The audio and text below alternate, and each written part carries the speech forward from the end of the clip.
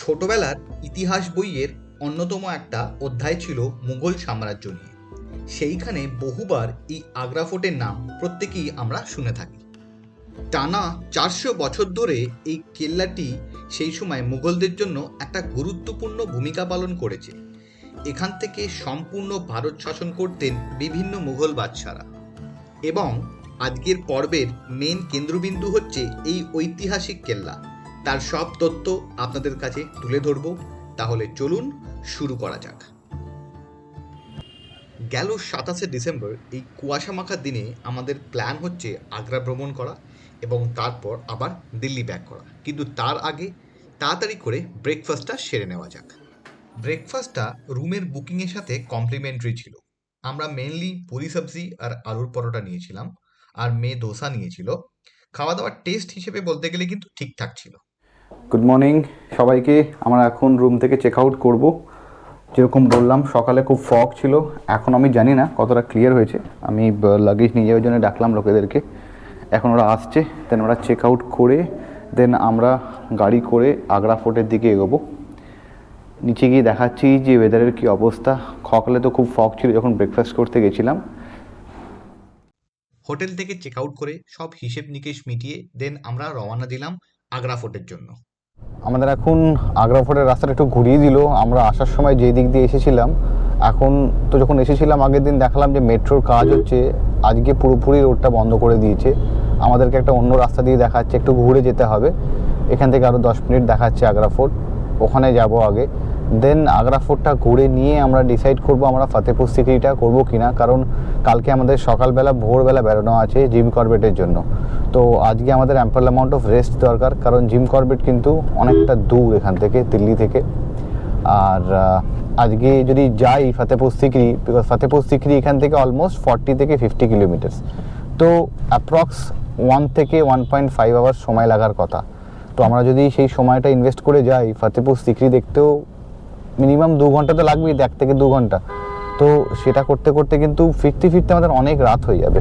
তো সেটা আমি অ্যাভয়েড করতে চাইছি, বিকজ কালকে আমাদের আরও বড় প্ল্যান আছে সকাল সকাল বেরোনো। সেটা মাথায় রেখে সবাইকে রেস্ট দিয়ে দেন এগোনো উচিত, সেটা মাথায় রেখে আমরা প্ল্যান করব। আপাতত আগে যাই আগ্রা ফোর্ট, আগ্রা ফোর্ট থেকে বেরিয়ে সেটা ডিসাইড করব।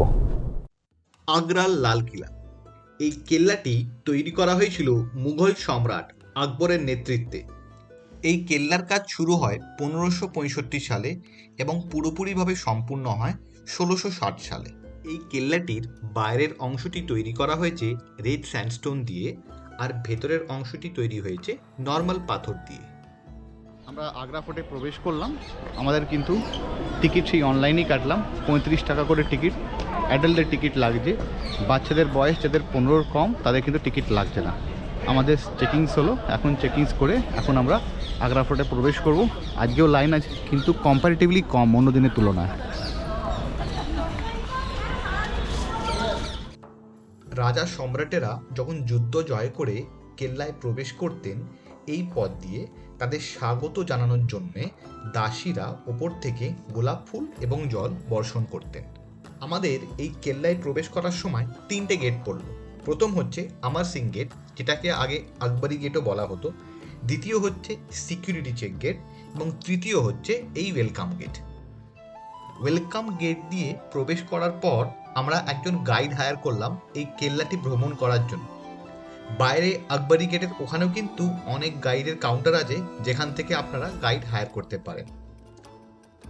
আমরা যে গাইড হায়ার করলাম এর খরচ পড়েছিল আমাদের 1000 টাকা। नाम दिनेश, इस फोर्ट में लोगों का आपका वेलकम है सर। इस फोर्ट को अकबर ने बनाना स्टार्ट किया था 1565 में। 4000 लेबर्स में डेली वर्क करता था। 35 लाख इसको बनाने के लिए मनी स्पेंड हुआ। इंजीनियर था मोहम्मद काशिम खान, जो ईरान से आया था। ये पूरा फोर्ट 128 एकर्स में बना हुआ है, लेकिन ये फोर्ट 2 जगह डिवाइड है, जो आपको अभी बताऊंगा मैं। तो मैम आपने चलते हैं फर्स्ट गेट पर, अमर सिंह गेट। अमर सिंह शाहजहाँ के चीफ कमांडर थे। उनका धोखे से उसके साले अर्जुन गौड़ ने उसका कत्ल कर दिया था, उसको काट दिया था। इस वजह से उसका नाम अमर सिंह गेट पड़ा है। पहले उसका नाम अकबरी गेट था। आपने वहाँ क्या देखा कि एक लकड़ी वाला गेट रखा हुआ है मैम, दोनों साइड से चेन कनेक्ट है। गेट के पीछे हैवी रोलर भी लगा है सर। वो इसलिए था कि कोई दुश्मन अगर इस पर अटैक करना चाहता है तो बैक साइड से एलिफेंट चेन को खींचेगा। चेन खींचेगी, गेट उठेगा, कंडीशन ये कि गेट क्लोज हो जाएगा। तो सर उसके नीचे नहर बन जाती थी, कैनाल बन जाती थी, कैनाल जिसमें क्रोकोडाइल वॉकिंग करता रहता था। कोई दुश्मन जबरदस्ती गेट को तोड़ेगा, नीचे नहर में गिरेगा, क्रोकोडाइल खा लेगा, मगर एंटर नहीं कर पाता। আমাদের গাইড সাহেব এই 2 লেয়ার ক্যানেলের কথা বোঝানোর চেষ্টা করলেন, যেটা কিন্তু কেল্লার বাইরেই আছে, যেখানে কুমির এবং বাকি সব জন্তু জানোয়াররা ছাড়া থাকতো। किसी कारण से अगर फर्स्ट गेट खुला रहता है, दुश्मन अंदर आने की कोशिश करता है, तो सर डायरेक्ट एंटर नहीं कर सकता था, क्योंकि उसमें 3 गेट था। First Amarsingh gate, second security checking, third welcome gate. ये तीनों गेट जिग जैग बनाया गया, जिग जैग, इसलिए कि कोई दुश्मन आए तो डायरेक्ट एंटर न कर सके। आप भी अगर पहले गेट पर खड़े हो जाएंगे मैम, तो दूसरा गेट नहीं दिखाई देगा, सेकंड गेट से थर्ड गेट नहीं दिखता है। अगर दुश्मन कोई क्लेवर है कि सामने से आते हुए जैसे मान लो तीनों के क्रॉस होता है, तो घोड़ों के पैरों में जो जानते हैं यू टाइप का नाल होता है, जब यहाँ पड़ेगा मैम तो इको करेगा। देखो मैं ताली बजा के दिखाता हूँ, आइए जरा।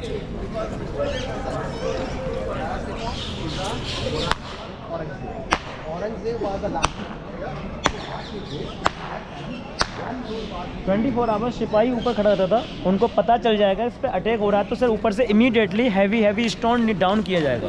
तो मैम वो रोल होता हुआ आएगा, जो दुश्मन चढ़ रहा है तो किसी घुटने में लगेगा, किसी के पैरों में लगेगा, वो गिर जाएगा। अगर उनमें कोई दुश्मन दिमाग वाला है कि घोड़े से उतर करके तुरंत दीवार का साइड लेता है, तो सर आप देख रहे हैं दोनों साइड से जो कैनल दिखाई दे रहा है, यहाँ से इमीडिएटली यहाँ से hot oil and hot water fill करेगा। जो साइड से खड़ा है तो उसकी बॉडी जलेगा, पैर जलेगा, वो जल जाएगा, मगर एंटर नहीं कर पाएगा। जी मैम, ये फ्लोर पे जो लाइन देख रहे हैं आप, ये कोई डिज़ाइंस नहीं है मैम। यहाँ के राजा लोग जो थे पहले हाथी घोड़ों पर सवार होकर फास्टली रनिंग किया करते थे। रनिंग करते समय कहीं ऐसा ना हो एनिमल्स का पैर स्लिप हो जाए, इसलिए ग्रिप बनाया। अगर प्लेन बनाता तो पैर स्लिप करता, स्टेप्स बनाता तो घोड़े को चढ़ने में प्रॉब्लम होती, इसलिए कटिंग बनाया कि उस ज़माने का स्पीड ब्रेकर था मैम। आगे आपको पता है। এই আগ্রা ফোর্টের কিন্তু 75% কিন্তু এখন ইন্ডিয়ান আর্মি ইউজ করে, অ্যান্ড 25% এখন পর্যটকদের জন্য কিন্তু ওপেন করা, যেটা আমরা এখন ভিজিট করছি।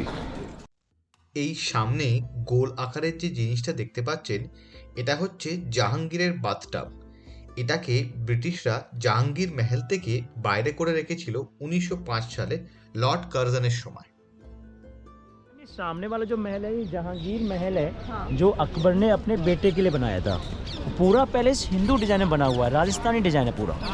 सेंटर में आप विंडो देख रहे हैं ना मैम, यहाँ बीच में दासी बैठती थी, और दोनों जो विंडो दिख रही है सामने, यहाँ भी दासी खड़ी होती थी। जब कोई राजा या मेहमान अंदर के लिए एंट्री करता था, तो एक दासी वहाँ से बैठ करके स्वागत के लिए ऊपर से फूल बरसाया करती थी। आपने আকবরের প্রথম দিকে কোনো সন্তান ছিল না। তারপরে আকবর ফাতেপুর সিক্রিতে গিয়ে সালিম চিশতির দরগাতে অনেক মানত করেছিলেন। তারপরে হিন্দু রানীর তরফ থেকে জাহাঙ্গীর জন্ম হয়। এই সামনের ওপরের জায়গায় কিন্তু দাসীরা বসে থাকতো এবং এখান থেকে কিন্তু ফুল ছড়িয়ে স্বাগত জানাতো, এবং দুদিকে কিন্তু জায়গা করে দেওয়া আছে ওপরে ওঠার। এই সুন্দর কারুকার্য সহ জায়গাটিকে রংমহল বলা হতো, এবং কোনো রকমের উৎসবের সময় এখানে অনুষ্ঠান এবং মুজরা দুটোই হতো। आप देख रहे हैं ये जहांगीर का डांसिंग हॉल था, जिसे रंग महल बोला जाता है। इस महल में जब कोई शादी पार्टी का प्रोग्राम होगा तो यहाँ मिजरा होता था, जिसको देखने के लिए आप देख रहे हैं वो जालिम सीट सबसे ऊपर वाली राजा बैठते थे, सामने उनकी बेगम बैठती थी मैम, और अदर टू सीट पर इनके VIP गेस्ट बैठते थे। तो छोटे छोटे मेहराब देख रहे हैं, इनमें दासियाँ बैठ करके ऊपर से रंग बरसाता था। यहाँ डांस ऊपर से राजा लोग बैठ के मौज मस्ती लेता था। ये जो पीछे दिख रहा है आपको, ये अकबर के बेटे सलीम का बेडरूम है सर मैम। बट आप कहेंगे कैसा बेडरूम है ये? मुग़ल ज़माने में कर्टन सिस्टम था, पर्दे रहते थे, फर्श पर कारपेट था, गोल्ड का बेड था। ये जाली दिखाई दे रहा है मैम, सर्किल और रेक्टेंगल टाइप, दैट टाइम में AC का काम करती थी अंदर वाली जाली में। ये देखो बैक में मैम जोधाबाई का मंदिर है, पीछे जो बच्ची खड़ी है तो वो जोधाबाई का मंदिर था। इसमें जितना भी मूर्ति थी भगवान कृष्ण का, शाहजहाँ के बेटे जो थे औरंगजेब, जो हिंदू धर्म को नहीं मानते थे, उन्होंने सारे आइडल्स को यहाँ से निकलवा करके सामने यमुना नदी है उसमें फिकवा दिया था, क्योंकि हिंदू धर्म को वो नहीं मानते थे। ये सामने का दिख रहा है ये डबल स्टोरी पर मैम डाइनिंग हॉल था, खाना खाने के लिए था। गेट के जस्ट बैक में किचन है जो डैमेज पड़ा हुआ है, रिपेयरिंग के कारण गेट को डिपार्टमेंट ने अभी क्लोज कर दिया सर। इधर लाइब्रेरी है, सलीम को मैम बुक्स लिखने पढ़ने का बहुत शौक था। हिंदू बुक्स, मुस्लिम बुक्स सारी इसके अंदर रखी जाती थी। जब ब्रिटिश शासन आया तो सारी बुक्स को जला दिया गया, केवल बुक शेल्फ बिठा इसके अंदर। इस प्रकार जो पूरा एरिया है सर जी, ये जहांगीर का रंग महल बना हुआ है। मैं आपको दिखाने वाला हूँ एसी रूम, मेहमानों के रुकने के लिए। आपको पता है कि उस ज़माने में कोई भी इलेक्ट्रिकल सामान नहीं था जो एसी बन सके, मगर लोगों का दिमाग देखिएगा तो उस टाइम में लोग एसी किस तरीके से बनाता था, वो आपको मैं उस टाइम का नेचुरल एसी दिखाता हूँ। ठीक है, এরপর আমরা দেখি জাহাঙ্গীরের লাইব্রেরি রুম, যেখানে জাহাঙ্গীরের পছন্দের সব রকমের বই রাখা থাকতো। এই সামনের দিকে যে নিচের স্ট্রাকচারটা দেখতে পাচ্ছেন, এখানে সেই সময়কার দিনে একটি তুলসী মঞ্চ থাকতো যোধাবাইয়ের। फिलिंग करके एसी बनाता था। इसकी छत पर वो जो दिख रहा है वो वाटर टैंक था, इसे लेबर लेदर के बैग द्वारा भरती थी सर। हाँ, उस ज़माने में राजमहल में किसी परिंदे को पैर मारने की आवश्यकता नहीं थी इसके अंदर, हर किसी को एंट्री नहीं होती थी। तो बड़ा भाग्यशाली होता था, इसको काम मिलता था महल में, वो काम करने को तैयार होता था। तो ये लेदर के बैग से भरते था एसी, दिखाता हूँ आइए। এইগুলো হচ্ছে এখানকার সিওয়ার, যেখান থেকে জল ড্রেন হয়ে যেত। अब तो ये परमानेंट बंद कर रखा है क्योंकि टैंक में वाटर नहीं है, इसको खोलने से इससे होते हुए सीधा पानी बाहर चलेगा। वहाँ तक सर पूरा एक ही रूम है, जिसका नाम था guest room and AC room. AC room कैसे था सर, ये देखना है हमें। इसकी छत पर इंजीनियर ने बहुत बड़ा पानी का टैंक बनाया। सिस्टम क्या है ma'am, water cooling system. Summer time में कूल वाटर होना, विंटर में हॉट करके डालते थे। जितनी भी दीवार है ये सारा लाइम स्टोन का बना हुआ है सर, और इन दीवारों के बीच में हॉलो है, गैप है। पानी का टैंक है, वो स्लोली स्लोली क्या करेगा, वाटर फिल करेगा। समर टाइम में जब कूल वाटर रहेगा, दीवार लाइम स्टोन का है तो वाटर को अपनी ओर एब्जॉर्ब करेगा, कैल्शियम कूल हो जाएगा, कूल एयर देगा सर। विंटर में हॉट फिल करेगा, हॉट एयर देगा। तो इस प्रकार उस ज़माने में एसी बनता था मैम। এই ঘরটির আরেকটি বিশেষত্ব আছে, যেহেতু দেওয়ালগুলির মধ্যিখানগুলো ফাঁপা, এক কোণ থেকে কথা বললে আরেক কোণে শুনতে পাওয়া যায়। कौन खुला है, बंद है? बंद है, अंदर आके देखो प्लीज। ভেতর থেকে গিয়ে যেটা বোঝা যায়, তখনকার দিনে এই ওপেনিংটাকে স্লোপিং করে বানানো হয়েছিল। এর পেছনে দুটো কারণ আছে। প্রথম কারণ হচ্ছে ক্রস ভেন্টিলেশন, এবং দ্বিতীয় কারণ হচ্ছে যাতে রুমের ভেতরে লাইট আসতে পারে। শাহজাহানের 4 জন ছেলে ছাড়া আরও 2টি মেয়ে ছিল, এবং তাদের নাম হচ্ছে রসনারা আর জাহানারা। রসনারা শাহজাহানের ওপরে সবসময় রাগ করে থাকত, আর জাহানারা শাহজাহানের সেবা করত। এই সামনে পালকির আকারের মেহেলটি হচ্ছে শাহজাহানের এক মেয়ে রসনারা। এটা চুনা পাথর দিয়ে তৈরি করা, এবং এই মেহেলটার উপরে যে গোল্ডেন কালারের বস্তুটি আছে দেখতে পাচ্ছেন, এটা কিন্তু মুঘলের সময় আসল সোনার ছিল। ব্রিটিশ শাসনের সময় ব্রিটিশেরা সেসব সোনা গলিয়ে বার করে দিয়েছে। এখান থেকে কিন্তু অন্যদিন তাজমহল পরিষ্কার দেখতে পাওয়া যায়। আজকে যেহেতু প্রচণ্ড ফগ, এখান থেকে কিন্তু তাজমহল দেখতে পাওয়া যাচ্ছে না। ওইদিকে যমুনা নদী বয়ে গেছে, আর এখানে যেরকম ক্যানেলসগুলো দেওয়া থাকতো, ক্রোকোডাইলস এবং ওয়াইল্ড এলিমেন্টস ছাড়া থাকতো এখানে। এরপর আমরা ঘুরে দেখে নিই খাস महल, যেখানে শাহজাহান এবং মমতাজ থাকতেন। स्पेशल पैलेस नाम है खास महल। शाहजहां मुमताज़ का यही बेडरूम था। जो बेडरूम आप देखेंगे ऊपर की तरफ, जो रेक्टेंगल टाइप स्ट्रक्चर दिखा है ना, रेक्टेंगल टाइप, ये ऑलरेडी गोल्ड से डेकोरेट था सर। ये बैक में देखेंगे सर, इसकी जो लीव्स और जो फ्लावर्स जो दिख रहा है सर आपको, ये पूरा गोल्ड से डेकोरेट था सर। कॉर्नर में डायमंड लगाए गए थे, क्योंकि मुगल टाइम में डोर अधिक थे तो उनकी लाइट पड़ने से हीरा चमकता था, इसलिए डायमंड लगाया गया, क्योंकि महल काला ना हो जाए इसलिए। तो ये ब्रिटिश सरकार ने अपने पीरियड में सारी वॉल्स को हीट कराया, हीट करने से लगा गोल्ड सारा मिल्ट हो गया। ब्रिटिश सरकार अपने टाइम में गोल्ड को ले गया। सेंटर में गोल्ड का झूमर लटका था सर, उसे भी खींच लिया। दरवाजे पर यहाँ कर्टन था, केवल 2 ही लोगों का एंट्री था, शाहजहां एंड मुमताज़ में कोई भी थर्ड पर्सन यहाँ नहीं आ सकता था।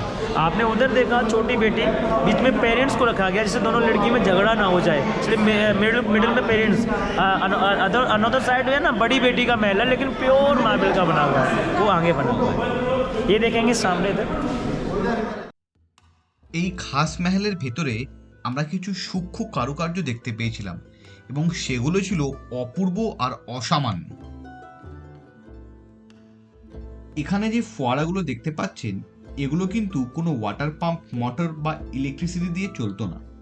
মুঘলদের সময় বড় বড় জলের ট্যাঙ্ক ছিল, সেখানে জল ছেড়ে দেওয়া হতো এবং সেই প্রেসারে এই ফোয়ারাগুলোতে জল আসতো। यहाँ अंगूर की खेती था तो सलीम को ड्रिंक करने का बहुत शौक था। सलीम जो थे इस अंगूर से वाइन बनवाते थे। मिडिल में जो गड्ढा दिख रहा है ना सर, वहाँ वाइन बनता था, दोनों साइड चेयर था, वहाँ बैठ के सलीम ड्रिंक करते थे। शायद आपने मूवी देखा हो जोधा अकबर देखा है, जो ऐश्वर्या राय कबूतर को दाना खिलाती है, वो सीन जो मिडिल में वहीं से शूट हुआ था सर। ये रियल अंगूर की बेल है सर, ये बार बार सूख जाती है, हर ये सैंपल के लिए छोड़ रखा है इन्होंने। ये तो बाद में सब ग्रास कर दिया, अब तो केवल ये 2 ही पेड़ बचे हैं अंगूर का। ये सामने जो देखेंगे ये शीश महल था, मुमताज़ का बाथरूम था। पूरा महल सर ये मिरर से डेकोरेट था, छत पर, दीवार पर, साइड पर। अगर एक कैंडल जलाते थे ना, हज़ारों कैंडल रिफ्लेक्शन करती थी। अगर एक कैंडल जलाने पर आप नज़ारा देखेंगे तो पूरा रिफ्लेक्शन करते हैं शीशे। एक ममता के फेस से हज़ारों फेस दिखाई पड़ते हैं। Makeup room, bathroom, body spa room सारा बना हुआ है इसके अंदर, बहुत सुंदर। যেটা শোনা যায় এই শীষ মহলটি পর্যটকদের জন্য 3 বছর খোলা ছিল, কিন্তু বহু লোকে এসে এখান থেকে আয়নাগুলো চুরি করে নিয়ে চলে যেত। তার জন্য গভর্নমেন্ট থেকে এখন এখানে ভেতরে ঢোকা নিষেধ করে দিয়েছে। এটা কিন্তু আগেকার জমানার হ্যাঙ্গিং রুম এখানে। আমার সামনে এখানে দেখছেন শাহজাহানের বড় মেয়ে জাহানারার প্যালেস। এটা কিন্তু পুরো মার্বেল দিয়ে বানানো পালকি শেপে। এই প্যালেসেরও ওপরটা পুরোপুরি সোনা দিয়ে বানানো ছিল, কিন্তু ব্রিটিশেরা তাদের সময় এই সব সোনাগুলি বার করে দিয়েছে। এরপর আমরা দেখে নিই মুত্তাম্মান বুর্জ, যেখানে অরঙ্গজেব ওনার বাবা শাহজাহানকে 8 বছর বন্দি করে রেখেছিলেন। औरंगजेब ने इसी महल में अपने फादर शाहजहां को 8 इयर्स के लिए हाउस अरेस्ट करके रखा। ऐसा नहीं कि हैंड बाइंड किया हो, हाथ पैर सब कुछ मतलब बांधे नहीं थे, ओपन रखा था। बाहर सिपाही खड़े रहते थे उनकी नज़रों के सामने, जो कुछ भी खाना पीना, रोना धोना, सोना, जो कुछ भी करेंगे इस महल में करेंगे।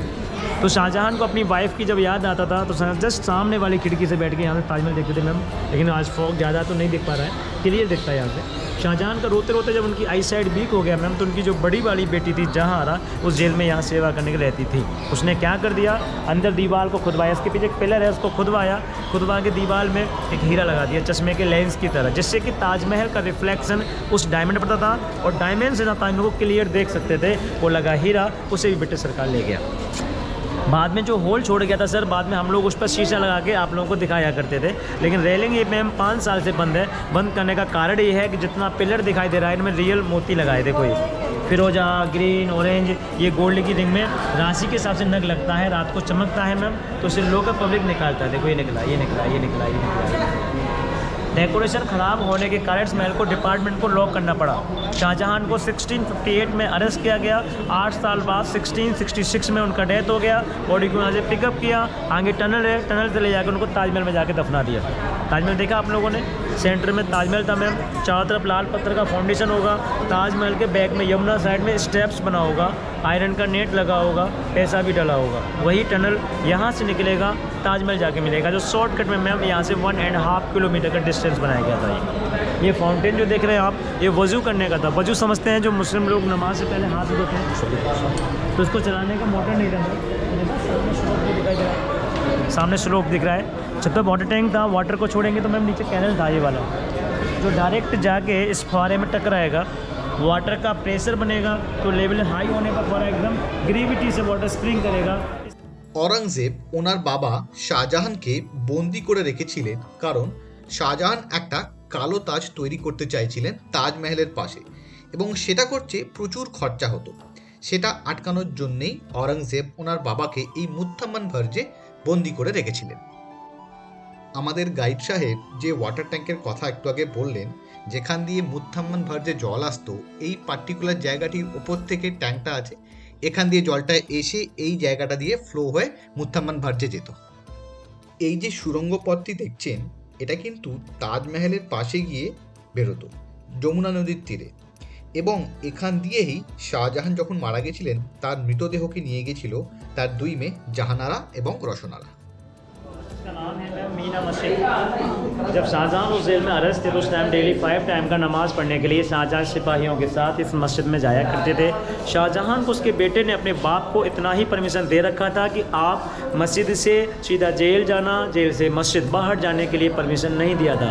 ये मस्जिद सर डैमेज हो गया इसलिए बंद कर रखा है, क्योंकि कुछ लोग शूज़ पहन के चढ़ जाता है। मंदिर हो या मस्जिद हो, शूज़ अलाउड नहीं होता, इसलिए बंद किया है। क्योंकि ये मीना आप देख रहे हैं सर, मीना कोई नाम नहीं है, मीना कोई नाम नहीं है। मीना माने होता है स्मॉल, मिनी, छोटा, छोटा मस्जिद। मीना बाज़ार, छोटा बाज़ार, मतलब कम लोगों के लिए ये मिनी होता है। मिनी, मीना माने मिनी। ये मस्जिद ऊपर है सर।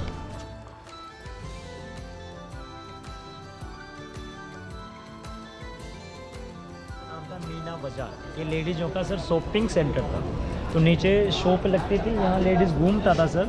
ओनली जो राजमहल की लेडीज़ थी उनके लिए था।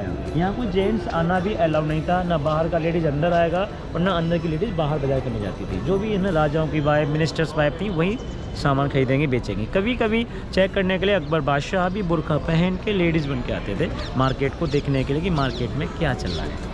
उस टाइम में मैम लाइट नहीं था। ये देख रहे हैं होल जो बने हैं बहुत सारे, ऑयल लैम्प, मसाइल, कैंडल लगा के ये लाइट करने का सिस्टम बनाया, तो लाइट के लिए होल बनाया। মূর্তিখানে সুন্দর একটা গার্ডেন আর তার চারিপাশে বস্তু মিনা বাজার। আর যেখান থেকে দাঁড়িয়ে এই মুহূর্তে আমরা কথা বলছি তার পাশেই হচ্ছে দিওয়ানে খাস। এই দিওয়ানে খাসকে মুঘল সময়কার পার্লামেন্ট হাউস বলা হতো। এখানে সম্রাটেরা তাদের মন্ত্রীদের সঙ্গে বসে মিটিং করতেন। अंदर मीटिंग होगा, विंटर में बाहर होगा। मैम सामने जो देखेंगे ब्लैक सीट जो रखा है उधर, वो राजा बैठेगा, मंत्री यहाँ वाइट सीट पे बैठेगा, टेंट बनेगा, टेंट के नीचे मीटिंग होगा। ये काला पत्थर जो मैम दिख रहा है आपको बहुत कीमती पत्थर है। उस এই সিংহাসনটি স্পর্শ পাথর দিয়ে তৈরি করা। 1803 সালে যখন ব্রিটিশেরা অ্যাটাক করেছিল এই কেল্লায়, কামানের গোলা এসে এই দিওয়ানে খাসের উপরে লাগে আর এই ব্ল্যাক পাথরে ক্র্যাক হয়ে যায়।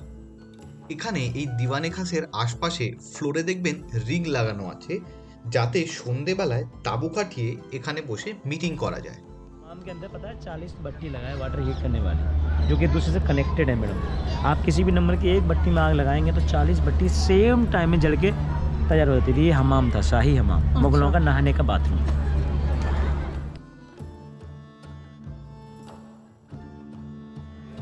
ওই সামনে দূরে দেখছেন রেলিং করে দেওয়া আছে, এখানে সব ট্রেজারি রাখা থাকতো তলায়।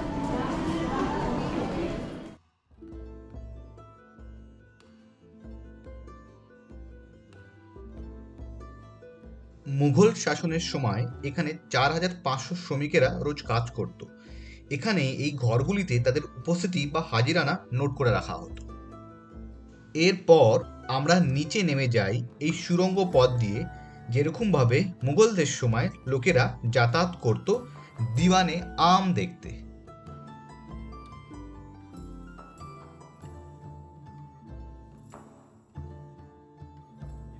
आम ये पब्लिक दरबार है। पब्लिक को जो भी प्रॉब्लम होगा अपनी फरियाद लेके यहीं आएगा। सेंटर में राजा बैठेगा, दोनों साइड से दासी खड़ा होगा हवा करने के लिए, झरोके में रानियाँ, यहाँ मंत्री, यहाँ ऑफिसर्स, नीचे आम जनता। जिसका प्रॉब्लम सॉल्व करना है उसको बीच में खड़ा करता था। आपने मूवी देखा जोधा अकबर देखा, ऋतिक रोशन यहाँ घुटने डाल के बैठता है। गाना हुआ अजीमो शाह सहिंसा, गाना कोर्ट यार्ड में सेट बन के हुआ। क्या है कि उस टाइम में डिसीजन के लिए माइक नहीं होता था। सेंटर में बेटा एक गोल्ड का बेल लगा था, बेल जो थी मैम वाइब्रेशन का वर्क करती थी। जब राजा बोलेगा तो उस टाइम एक बंदा बेल को रिंग करेगा। रिंग करने से क्या होगा, इम्पर का साउंड प्लस बेल साउंड, बहुत साउंड मिक्स होकर के पहले से हॉल से इको करेगा। वही को हुआ साउंड बाहर जो पब्लिक खड़ा है एकदम क्लियर सुन पाएगा। मेरा कहने का मतलब जो बेल थी सर वो एम्पलीफायर का वर्क करती थी, आवाज़ को बढ़ा के बाहर पहुंचाती थी। इस दीवाने आम के अंदर 64 पिलर है मैडम, जो कि दिखने पर सारा पिलर स्ट्रेट दिखेगा लाइन में। ये देखेंगे स्ट्रेट दिखेगा और बैक में देखो फिर भी स्ट्रेट दिखेगा।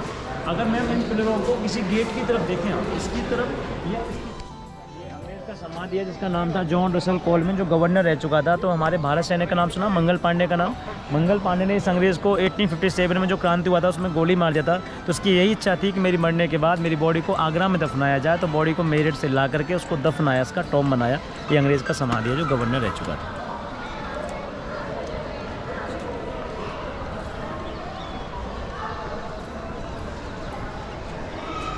এই নিয়েই আমাদের আগ্রা ফোর্টের ভ্রমণ সমাপ্ত হলো।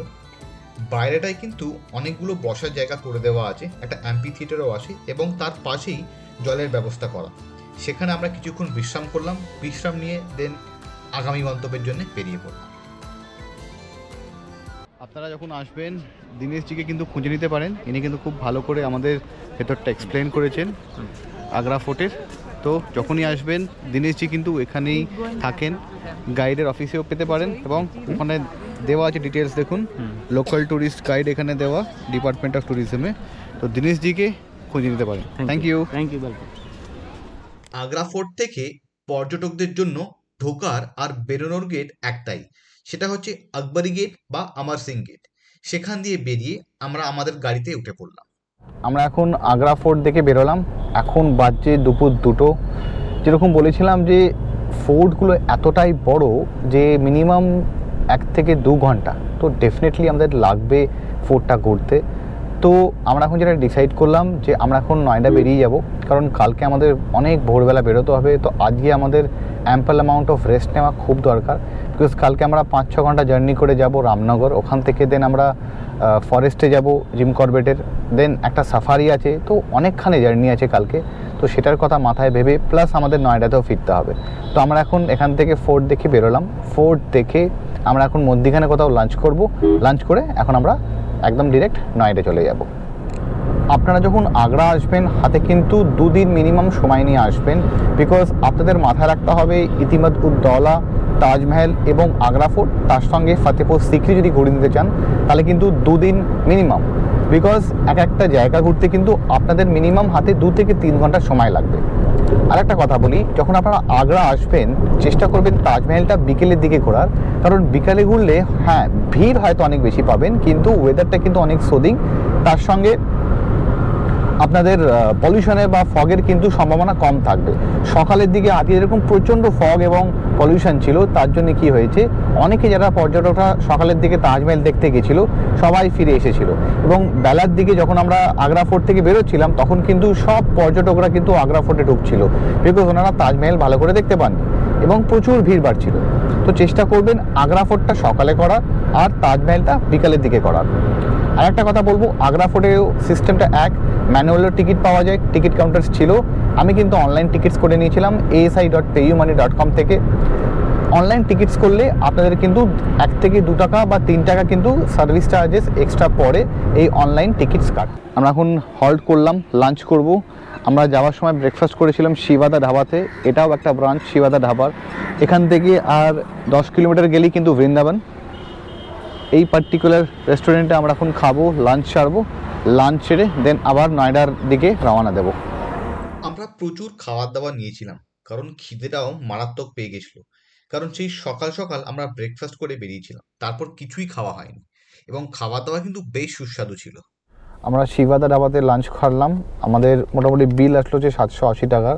আমরা প্রচুর খাবার দাবার নিয়েছিলাম, আলু পরোটা, তন্দুরি বাটার রুটি, ডাল মাখনি, শাহি পনির, আলু মটর, প্লেন রাইস আর গ্রিন স্যালাড, তার সঙ্গে জলের বোতল ছিল আর একটা কোল্ড ড্রিঙ্কস ছিল।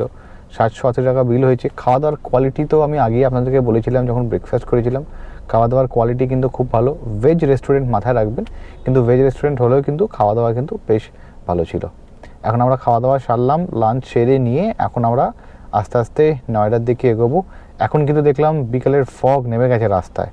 তো আজকে অনেক কিছু প্ল্যান আমরা এদিক ওদিক করেছি বিকজ অফ দিস ফগ।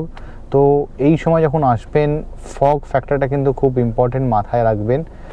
আপনাদের প্ল্যানস কিন্তু চেঞ্জ করতে হতে পারে, সেইভাবেই আসবেন। তো আমাদের জন্য এটা ওয়াইজ ডিসিশনই হয়েছে, আমরা তাড়াতাড়ি পৌঁছে যাব, সেটাই আমাদের টার্গেট, যে 5টা থেকে 5:30টার মধ্যে আমাদের হোটেলে চেক ইন করে যাওয়ার। এখন বাজে বিকেল 4টে, এখনই দেখুন কি অবস্থা, সামনেটা কতটা ভিজিবিলিটি কমে গেছে, প্রচুর ফগ এখন সামনে নেমে এসেছে। আমরা যদি আজকে ফতেহপুর সিক্রি যেতাম আজকে আমাদের ফিরতে ফিরতে মিনিমাম 8টা-9টা বেজে যেত নয়ডা ঢুকতে ঢুকতে, যেটা আরও ডেঞ্জারাস হতো। রাত্রের মধ্যে এমনিতেই গাড়ি চালাতে বারণ করে, তার মাঝে যদি এরকম ফগ থাকতো কতটা ডিফিকাল্ট হতো এবং কতটা আনসেফ হতো। তার জন্যেই আমরা আজকে অ্যাভয়েড করলাম ফতেহপুর সিক্রিটা যাওয়াটা। আমরা পরে যখন আসবো তখন ফতেহপুর সিক্রি ঘুরে নেব, অনেক অপশানস থাকবে পরের বার।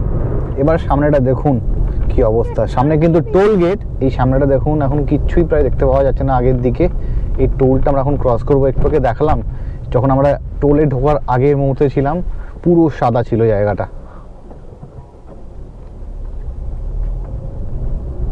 এখনো দেখুন ওই দিকের জায়গা যে গাড়িগুলো আছে কিছু দূর থেকে দেখতেই পাওয়া যাচ্ছে না, স্পেশালি এই জায়গাগুলোতে। আমরা নয়ডা এসে গেছি, সেক্টর 104-এ। আমরা আবাদিন হোটেলে চেক ইন করলাম আজকের দিনটা আমরা এখানেই স্টে করব। কালকে সকালে জিম করবেট বেরোবো। আপাতত এইটা হোটেলটা একদিন থাকার জন্য কিন্তু খারাপ নয় ফ্যামিলিকে নিয়ে। এটা রিসেপশনটা। আমরা এখন ফ্রেশ ট্রেশ হয়ে নিয়ে কালকের জন্য সব গুছিয়ে রাখবো, কারণ কালকে সকালে যখন আমরা বেরোবো একদমই সময় পাবো না। আমি আজকে কথা বললাম সকাল 6টাতে বেরোলেই ভালো, কারণ কালকে আমাদের একটা আফটারনুন সাফারি আছে জিম করবেটে, সেটা যাতে টাইমটা কোনো লস না হয় তার জন্যেই আমরা সকাল 6টার সময় বেরোবো। ফগ তো খুব থাকবে, সেটা আজকে আসার সময় আমরা যমুনা এক্সপ্রেসওয়েতে দেখলাম, বাট লাকিলি এটা কালকে যমুনা এক্সপ্রেসওয়ে ধরে আমরা যাবো না, এটা অন্য দিকের রাস্তা।